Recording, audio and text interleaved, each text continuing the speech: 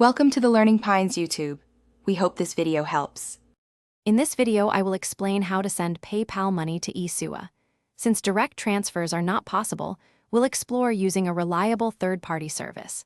This guide will help you understand the process, from preparing your accounts to successfully completing the transfer. We'll cover the essential steps and important considerations to ensure a smooth and secure transaction. Get ready to learn how to bridge the gap between these two popular payment platforms with ease.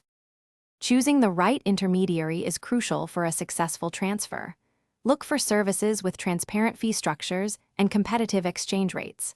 Many platforms charge a small percentage, typically between 1% and 3%, for their services. Always check user reviews and ensure the platform has robust security measures, like two-factor authentication, to protect your funds. A reliable service will clearly outline its processing times, often completing transfers within 24 to 48 hours.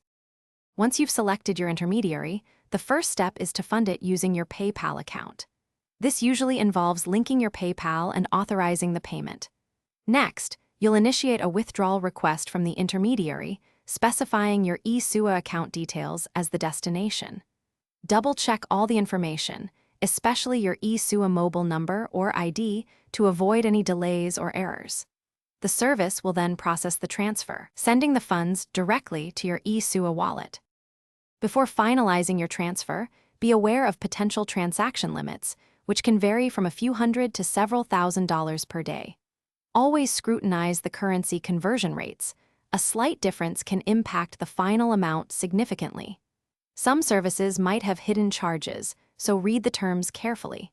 Keeping detailed records of your transactions, including screenshots and reference numbers, is vital for tracking and resolving any issues that might arise.